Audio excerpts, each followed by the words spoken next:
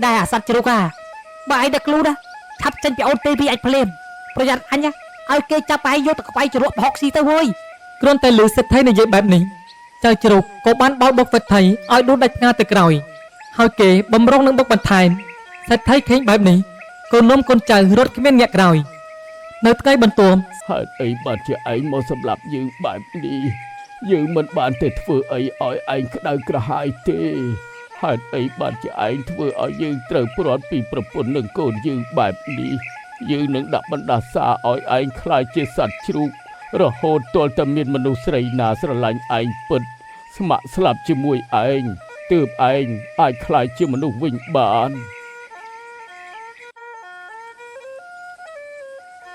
កាលពីព្រេងនាយមានដូនចាស់ម្នាក់រស់នៅជាមួយនឹងចៅស្រីរបស់ខ្លួននៅផ្ទះមួយដាច់ស្រយាលពីគេជារៀងរាល់ថ្ងៃដូនចាស់និងចៅស្រីតែងតែនាំគ្នាទៅជីកដំឡូងនៅព្រៃខាងក្រោយផ្ទះរបស់គាត់រៀងរាល់ដងពួកគាត់តែងតែជីកដំឡូងបានច្រើនតែចម្លើយថ្ងៃនេះពួកគាត់មិនអាចរកបានសូម្បីតែដំឡូងមួយដុំយាយនិងចៅកូននិយាយគ្នាទាំងទឹកមុខក្រៀមក្រំថាទេវីចៅគិតដូចយាយដែរទេថ្ងៃនេះពិតជាចម្លែកណាស់វាដូចជាប្លែកពីរាល់ដងនៅលើភ្នំនេះរាល់ដងសម្បូរដំឡូងណាស់តែថ្ងៃនេះជើងបែរជារកតែដំឡូងមួយមិនបានបើនៅតែរកមិនបានទេពួកយើងមុខជាគ្មានប្រាក់ទិញអង្គរយកមកឆៃនោះទេណាចៅយើងកុំទន់អស់សង្ឃឹមអីយាយយើងសាក់ដើរចូលទៅក្នុងព្រៃជ្រៅបន្តិចទៅមើលក្រែងរកបានដំឡូងខ្លះតែបើយើងបន្តដំណើរចូលទៅក្នុងព្រៃជ្រៅបន្តិចទៀតមុខជាទៅដល់ប្រាសាទហាមឃាត់ជាមិនខានឡើយណាចៅខ្ញុំដូចជាឆ្ងល់ណាស់យាយតើហេតុអីបានជាអ្នកភូមិទាំងអស់នាំគ្នាខ្លាចប្រាសាទនោះទៅវិញតើនៅក្នុងប្រាសាទនោះមានបិសាចមែនទេយាយក៏មិនដឹងដែរណាចៅព្រោះតាំងពីយាយកើតមកដល់ចំណាស់នេះយាយមិនដែលបានទៅដល់ទីនោះទេឬតែចាស់ហាមមិនអោយទៅគាត់និយាយថាអ្នកដែលទៅដល់ទីនោះនឹងគ្មានថ្ងៃត្រឡប់វិញឡើយបើតាមយាយគិតប្រហែលជាមានខ្មោចព្រាយបិសាចជាមិនខានឡើយណាចៅដូច្នេះពួកយើងត្រឡប់ទៅវិញទៅណាចាំយាយទៅរកខ្ចីអង្គអ្នកភូមិយកមកដាំបាយសិនចាំបានប្រាក់ចាំទិញសងគេវិញទៅណាចៅចាយាយជាច្រើនថ្ងៃកន្លងផុតទៅអង្គដែលបានខ្ចីពីអ្នកភូមិក៏បានហូបអស់ហើយសេដ្ឋីចិត្តអាក្រក់ក៏បានមកទារប្រាក់ពីពួកគាត់ដែរយាយតាំងពីប្តីយាយស្លាប់មកដល់ពេលនេះយាយមិនទាន់បានយកប្រាក់ទៅសងខ្ញុំទេនេះដោយសារតែខ្ញុំយល់ថាយាយមានចៅស្រីស្រស់ស្អាតបានជាខ្ញុំឲ្យយាយជំពាក់ប្រាក់យូរអញ្ចឹងតែបើសិនជាយាយនៅតែគ្មានប្រាក់យកទៅសងខ្ញុំទៀតខ្ញុំនឹងរឹបអស់យកដីស្រែផ្ទះសម្បែងឬក៏យកចៅស្រីរបស់យាយកាត់កបំណុលគ្នាជាមិនខានឡើយលោកសេដ្ឋីសូមទុកពេលឲ្យខ្ញុំសិនទៅខ្ញុំនឹងរកប្រាក់យកមកសងលោកវិញហើយម្យ៉ាងទៀតប្រាក់ដែលពួកខ្ញុំចំពាក់លោកក៏វាមិនដល់ថ្នាក់កាត់កងដីធ្លីផ្ទះសម្បែងនិងចៅស្រីរបស់ខ្ញុំដែរព្រោះពួកខ្ញុំចំពាក់លោកតែ100000តែប៉ុណ្ណោះយាយចំពាក់ខ្ញុំតែ100000ពិតមែនតែយាយត្រូវបង់ការប្រាក់ឲ្យខ្ញុំមួយថ្ងៃ10000ដូច្នេះរយៈពេលប្រហែលខែនេះយាយចំពាក់ខ្ញុំរាប់រយម៉ឺនទៅហើយណាយាយលោកសេដ្ឋីមិនដេចពីមុនលោកមិននិយាយប្រាប់ពួកខ្ញុំថាការប្រាក់មួយថ្ងៃ10000បែបនេះបើដឹងថាការប្រាក់ថ្លៃខ្ញុំមិនខ្ចីប្រាក់លោកនោះទេដែរយាយខ្ញុំមិនបានប្រាប់យាយឯងពិតមែនតែខ្ញុំបានសរសេរបញ្ជាក់យ៉ាងច្បាស់នៅក្នុងលិខិតខ្ចីប្រាក់នេះមកពីយាយឯងមិនចេះអក្សរខ្លួនឯងហើយនៅក្នុងលិខិតខ្ចីប្រាក់នោះខ្ញុំបានសរសេរបញ្ជាក់យ៉ាងច្បាស់ថាបើសិនជាតានិងយាយគ្មានប្រាក់យកទៅសងខ្ញុំទេខ្ញុំមានសិទ្ធិរឹបអូសយកដីស្រែផ្ទះសម្បែងជ្រូកមាន់ទាគោក្របីឬគោមនុស្សក៏បានដែរហើយតានិងយាយក៏បានផ្តិតបេដៃយកព្រមរួចហើយនេះគឺជាល្បិចរបស់លោកព្រោះលោកដឹងថាប្តីប្រពន្ធពួកខ្ញុំមិនចេះអក្សរលោកពិតជាអាក្រក់ណាស់រ៉ូស៊ីទោះតែវាមានល្បិចអញ្ចឹងយាយទៅវាឆាប់មានបានយាយឯងឃើញខ្ញុំស្គមទេដោយសារតែខ្ញុំវាប្រើកំណត់ប្រើខួរក្បាលរឆាតវៃរបស់ខ្ញុំទៅរ៉ូស៊ីតែបានជាខ្ញុំមានលុយកាក់ច្រើនយ៉ាងនេះឥឡូវខ្ញុំមិននិយាយច្រើនទេ ខ្ញុំទុកពេលឲ្យយាយ10ថ្ងៃទៀតបើសិនជាយាយនៅតែគ្មានប្រាក់យកទៅសងខ្ញុំទេខ្ញុំនឹងមកយកចៅស្រីរបស់យាយទៅធ្វើជាប្រពន្ធចុងខ្ញុំហើយក្រោយពីសេដ្ឋីចិត្តអាក្រក់ចេញផុតទៅលោកយាយរបស់ទេវីពិបាកចិត្តយ៉ាងខ្លាំងធ្វើឲ្យជំងឺរបស់គាត់រើឡើងវិញចាប់តាំងពីពេលនោះមកលោកយាយមិនអាចទៅរកជីកដំឡូងជាមួយនឹងទេវីបានទៀតនោះទេគាត់នៅសម្រាប់តែនៅលើគ្រែខាងមុខផ្ទះរបស់គាត់ទេវីឃើញលោកយាយឈឺបែបនេះក៏សម្រេចចិត្តសុំលាលោកយាយទៅរកជីកដំឡូងតែម្នាក់ឯងយាយចៅទៅរកជីកដំឡូងសិនហើយណាយាយទៅចោះណាចៅតែចៅត្រូវចេះថែរក្សាខ្លួនផងណាចៅទេវីក៏បានធ្វើដំណើរចូលទៅក្នុងព្រៃខាងក្រៅផ្ទះរបស់ខ្លួនរកជីកដំឡូងដោយសពរដងតែថ្ងៃនេះនាងនៅតែមិនអាចរកជីកដំឡូងបានពេលនោះនាងក៏ឈរសម្លឹងទៅព្រៃខាងមុខដែលគឺជាកន្លែងហាមឃាត់ដែលចាស់ពីមុនហាមមិនឲ្យចូលនាងឈប់គិតមួយសន្ទុះក៏និយាយតែម្នាក់ឯងថា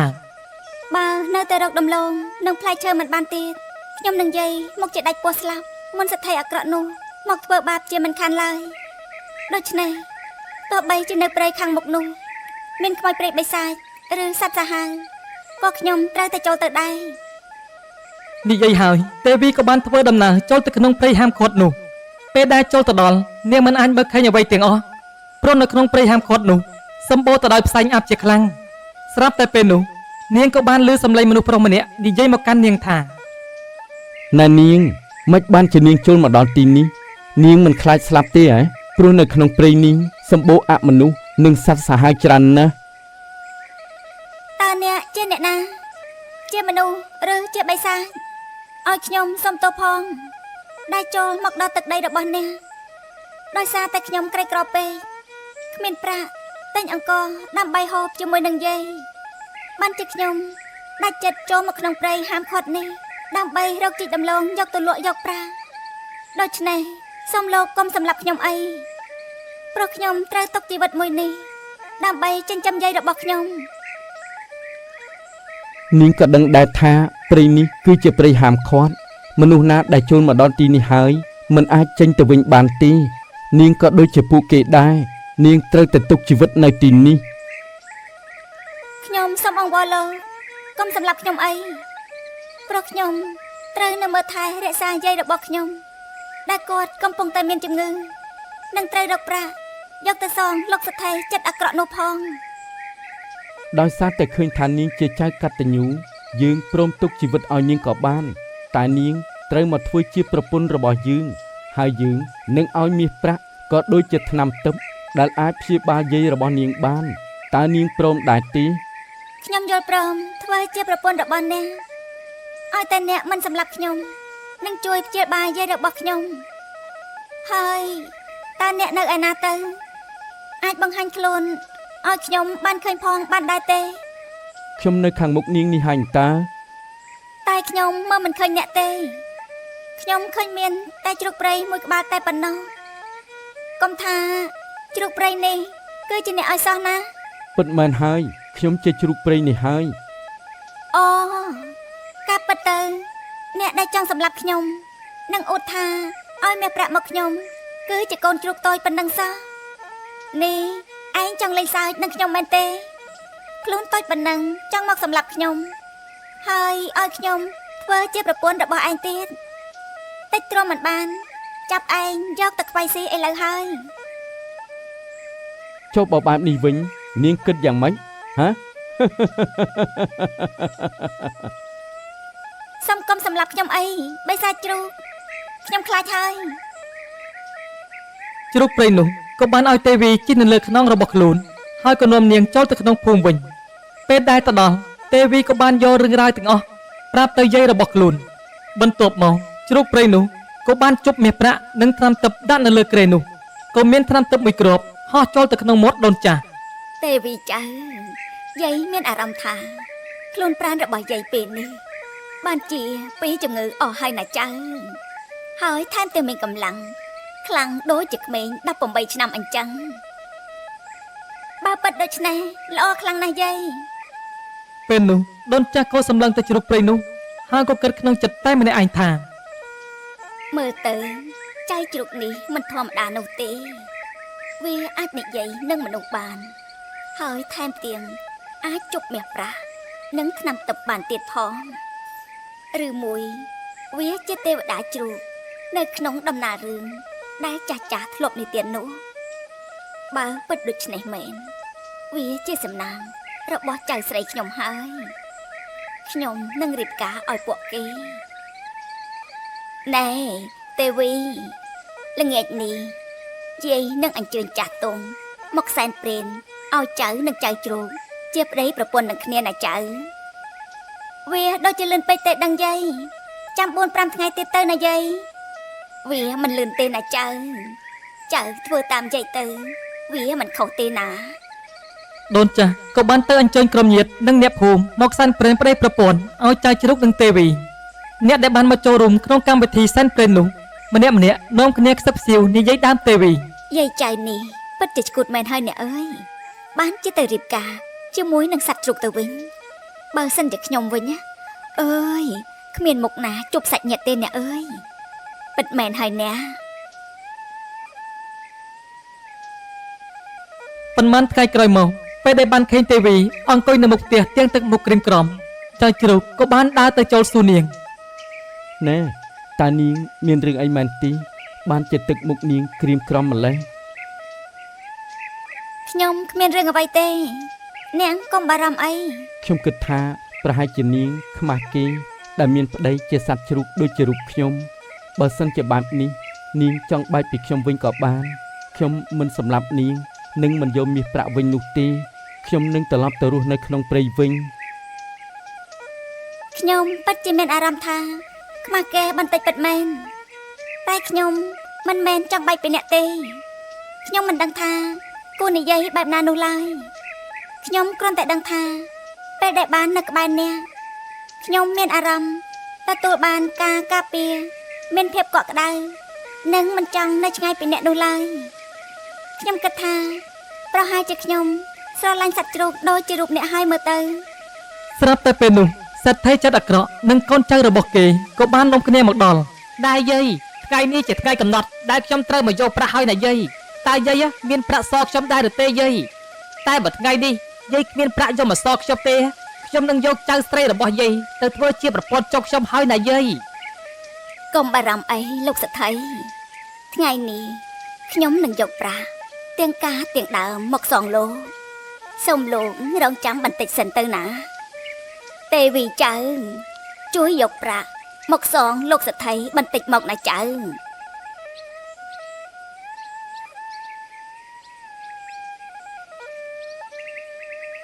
ដែរយាយកុំប្រាប់ខ្ញុំថាយាយចង់យកសត្វជ្រូកនេះមកកាត់កបំណុលខ្ញុំបើសិនណាយាយប្រាក់ដែលយាយជំពាក់ខ្ញុំមកវាច្រើនណាស់អាចទិញជ្រូកនេះបានដល់ទៅ100ក្បាលឯណោះណាយាយលោកសេដ្ឋីយល់ច្រឡំហើយសត្វជ្រូកនោះជាចៅប្រសាររបស់ខ្ញុំទេចំណែកប្រាក់របស់លោកវានៅនឹងដៃចៅស្រីខ្ញុំឯណោះ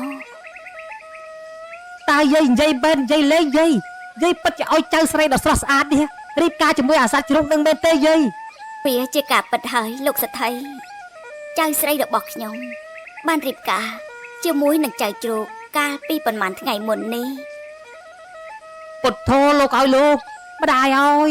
មិនបានអាសត្វជ្រូកនេះមានសម្ដាងម្លេះបានអូនទេវីដ៏ស្រស់ស្អាតទៅធ្វើជាប្រពន្ធរបស់វាប្រាក់ទាំងនេះវាលើសពីចំនួនដែលខ្ញុំចំពាក់លោកទៅទៀតលោកយកវាហើយចេញទៅវិញចុះ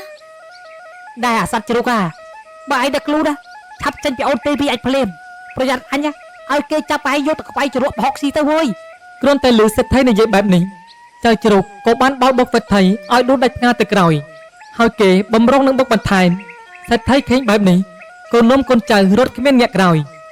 នៅថ្ងៃបន្ទាប់សេដ្ឋីក៏បានហៅកូនចៅរបស់ខ្លួនមកជួយរកនឹកវិធីធ្វើយ៉ាងណាយកទេវីឲ្យបានពួកអាកូនចៅពួកឯងជួយនឹករកវិធីអញបន្តិចមកតើធ្វើយ៉ាងណាទៅទើបឲ្យអូនទេវីព្រមស្រឡាញ់អញព្រោះពេលនេះក្នុងបេះដូងក្នុងកែវភ្នែករបស់អញលេចចេញរូបអូនទេវីគ្រប់ពេលវេលាអញពិបាកទ្រាំខ្លាំងណាស់អើយ លោកម្ចាស់មានប្រពន្ធដល់ទៅ8 10នាក់ហើយនៅមិនស្កប់ស្កល់ទេអីមិនបានជាចង់យកប្រពន្ធគេបែបនេះទៅវិញលោកម្ចាស់ពួកឯងពិតជាមិនដឹងខ្យល់អីមែនអារបស់គេនឹងវាឆ្ងាញ់ហើយឈ្ងុយថែមទាំងផ្អែមទៀតផងបើសិនជាពួកឯងទាំងអស់គ្នាណាបានសាក់ម្ដងអញដឹងថាញ៉ាំដល់ជាតិក្រោយជាមិនខានទេ អ បើលោកម្ចាស់មិនខ្លាចចុះនៅរក់ទៅហើយអញ្ចឹងចាំពួកខ្ញុំផ្ដល់យោបល់ឲ្យលោកម្ចាស់ទៅចុះពួកឯងឆាប់និយាយមកលុះយប់ឡើងសេដ្ឋីក៏បាននាំកូនចៅរបស់ខ្លួនមកសម្លាប់សត្វជ្រូកព្រៃនោះពេលដែលពួកគេមកដល់ក៏បានឃើញសត្វជ្រូកព្រៃនោះកំពុងតែដេកនៅលើគ្រែពួកគេក៏បាននាំគ្នាយកកាំបិតកាប់ទៅលើសត្វជ្រូកព្រៃនោះតែទោះបីជាពួកគេកាប់យ៉ាងណាក៏មិនមានរបួសដល់សត្វជ្រូកនោះដែរពេលពួកគេកាប់អស់កម្លាំងសត្វជ្រូកព្រៃនោះក៏បានដំឡើងខ្លួនយ៉ាងធំហើយដេញជួលពួកគេពួកសេដ្ឋីក៏នាំគ្នារត់ចែកជើងគ្នាទាំងមានរបួស លោកម្ចាស់អើយអាសត្វជ្រូកនោះណាវាមុខជាបីសាច់មិនខានទេវាមិនដែលជ្រូកម៉ែឪអាណាស្បៃស្វិតកាប់មិនមុតហើយអាចដំឡើងខ្លួនធំប៉ុនយៈទៀតផងពួកយើងគួរតែជប់ទៅពាក់ព័ន្ធនឹងវាទៅឲ្យលោកម្ចាស់តែពួកកូនចៅទាំងអស់គ្នាអញនឹកឃើញវិធីមួយហើយបើសិនជាយើងមិនអាចសម្លាប់អាជ្រូកព្រៃនោះបានទេពួកយើងគួរតែប្រើកម្លាំងអ្នកភូមិទាំងអស់នោះឲ្យទៅសម្លាប់វាទៅមុខជាអាជ្រូកនោះមិនហ៊ានតដៃនឹងអ្នកភូមិនោះទេពូសេដ្ឋីនិងកូនចៅក៏បាននាំគ្នាទៅលួចមាន់ទាកូនក្របីរបស់អ្នកភូមិហើយបាននិយាយបង្កាច់បង្ខូចប្រាប់ទៅអ្នកភូមិថាតាំងពីទេវីនាំសត្វជ្រូកព្រៃនោះចូលមកក្នុងភូមិមាន់ទាកូនក្របីអ្នកភូមិបាត់ជារៀងរាល់ថ្ងៃមុខជាសត្វជ្រូកព្រៃនោះនាំខ្មោចព្រៃបិសាចឲ្យមកស៊ីសត្វចិញ្ចឹមអ្នកភូមិជាមិនខានឡើយដូច្នេះត្រូវតែនាំគ្នាសម្លាប់សត្វជ្រូកព្រៃនោះចោលជាដាច់ខាតអ្នកភូមិដែលខ្វះចំណេះដឹងក៏នាំគ្នាជឿទៅលើពាក្យសម្ដីសេដ្ឋីហើយក៏បាននាំគ្នាទៅផ្ទះទេវីដើម្បីសម្លាប់សត្វជ្រូកព្រៃនោះម្ដងនេះឯងមុខជាងាប់មិនខាតឡើយ ពិតដូចជាពួកខ្ញុំគិតមែនជ្រូកនេះវាជាជ្រូកបីសាច់ហើយយាយចៅអ្នកទាំងពីរក៏ជាអ្នករួមកំណត់នឹងសត្វជ្រូកបីសាច់នេះវាមិនដែលត្រឹមរយៈពេលប្រមាណថ្ងៃសោះពួកអ្នកមានមាសប្រាក់មកសងលោកសេដ្ឋីច្រើនបែបនេះទេមុខជាអ្នកទាំងពីរនឹងតែយកមាសប្រាក់ពីពួកបីសាច់ជ្រូកនេះហើយឲ្យពួកវាទៅចាប់បួនទាគោក៏បីអ្នកស្រុកស៊ីជាការដោះដូរមិនខានទេដូច្នេះពួកយើងមិនអាចទុកអាបីសាច់ជ្រូកនេះបានឡើយយើងនឹងដុតសម្លាប់ចោលទេអ្នកទាំងអស់គ្នាប្តីរបស់ខ្ញុំគាត់មិនមែនជាបិសាចនោះទេអ្នកទាំងអស់គ្នាកុំសម្លាប់គាត់អីវាមិនដែលស្រីស្អាតដូចជានាងឯងទៅស្រឡាញ់សត្វជ្រូកព្រៃនោះទេនេះប្រហែលជាអាបិសាចជ្រូកនេះដាក់មន្តស្នេហ៍ទៅនាងឯងហើយបងប្អូនទាំងអស់គ្នាឆាប់នាំគ្នាចាប់អាបិសាចជ្រូកនេះទៅដុតចោលសម្លាប់ភ្លាមទៅចៅជ្រូកមិនបានតបតនឹងអ្នកភូមិនោះទេក៏បណ្ដោយឲ្យពួកគេចាប់យកទៅដុតតាមសម្រួលខណៈពេលដែលកំពុងតែដុតចៅជ្រូកទេវីក៏បានរត់ចូលទៅក្នុងភ្នក់ភ្លើងនោះជាមួយគ្នាបំណងចង់ស្លាប់ទាំងពីរនាក់រំពេចនោះក៏មានពន្លឺពណ៌មាសលេចឡើងហើយក៏បានឃើញមានបរិសដែលមានរូបឆោមស្រស់ស្អាតម្នាក់បីទេវីចេញពីក្នុងភ្នក់ភ្លើងនោះមកអ្នកទាំងអស់គ្នាមើលចុះមានមនុស្សប្រុសស្អាតបីទេវីចេញពីភ្នក់ភ្លើងនោះមកហើយមើលរូបរាងកាយរបស់គេមានពន្លឺពណ៌មាសបែបនេះមុខជាទេវតាជាមិនខានទេពួកយើងឆាប់លុតជង្គង់ថ្វាយបង្គំគេភ្លាមទៅពូអ្នកភូមិក៏នាំគ្នាលុតជង្គង់សំពះទៅកាន់ចៅជ្រូកដោយពួកគេគិតថាចៅជ្រូកគឺជាទេវតាអ្នកទាំងអស់គ្នាឆាប់ក្រោកឡើងមកខ្ញុំមិនមែនជាទេវតាអីទេខ្ញុំជាបុត្រានៅនគរតកសិលាននេះ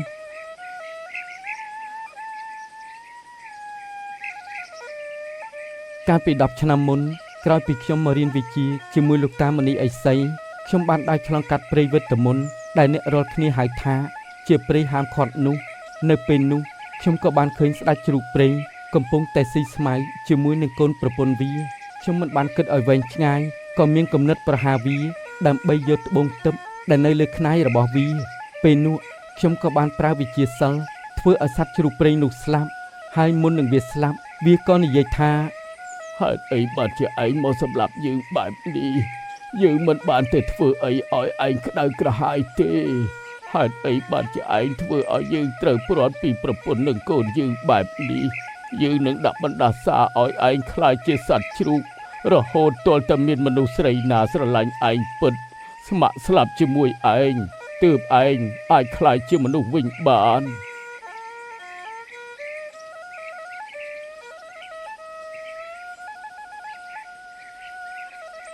រឿងគឺវាបែបនេះឯងណាអ្នកទាំងអស់គ្នាអូ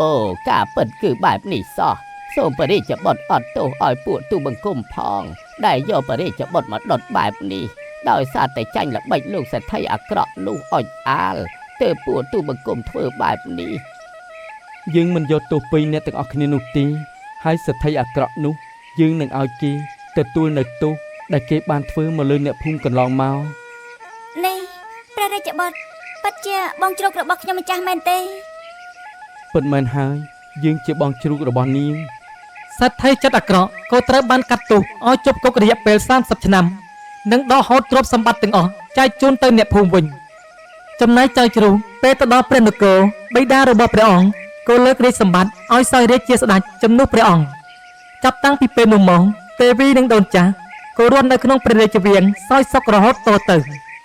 អេម៉ែមីកតែដែរមកណែបន្តិចមើល ហើយយ៉ាងម៉េចទៅឪមីកតែតហើយខ្ញុំមកមានការអីដែរទៅ ណែម៉ែកតែដែរខ្ញុំគិតថាថ្ងៃស្អែកនេះនឹងចូលទៅក្នុងព្រៃហាមឃាត់នោះរកចាប់ជ្រូកព្រៃពីរបីក្បាលមកឲ្យធ្វើជាប្តីមីកតែតកូនស្រីយើងទៅអីហ៎ ម៉េចអាតពេកឆ្លូញឯងនឹងគិតថាជ្រូកនៅលើភ្នំទាំងនោះសត្វតែជាព្រះរាជបុត្រដោយប្តីនាងទេវីមែនទេអាតពេកឆ្លូញបានជាឯងនឹងចង់តែចាប់យកមកធ្វើជាប្តីកូនតែរបស់ខ្ញុំបែបនេះ អាបើមិនសាកមិនដឹងទៅម៉ែមីកតែតមែនអត់បងប្អូនដែលកំពុងទស្សនា